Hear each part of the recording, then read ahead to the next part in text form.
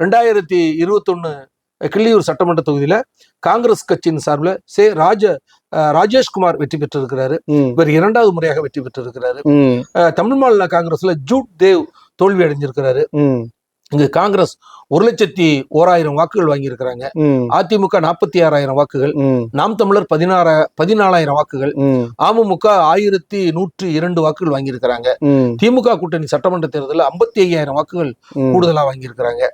2024 மக்களவை தேர்தலில் கிள்ளியூர் சட்டமன்ற தொகுதியில பதிவான வாக்குகள் திமுக 95,000 வாக்குகள், அதிமுக 3,000 வாக்குகள், பாஜக 44,000 வாக்குகள், நாம் தமிழர் 8,000 வாக்குகள் வாங்கியிருக்கிறாங்க. இங்கு பாஜக அதிமுக வாக்குகளை இணைத்து பார்த்தோம்னா 47,000 வாக்குகள் வருது. மக்களவை தேர்தல் திமுக கூட்டணி 48,000 வாக்குகள் கூடுதலாக பெற்றிருக்கிறாங்க. 2026 சட்டமன்ற தேர்தலில் கிள்ளியூர் தொகுதியில திமுக கூட்டணிக்கு வெற்றி வாய்ப்பு உள்ளதாக கள நிலவரம் நமக்கு தெரிவிக்குது.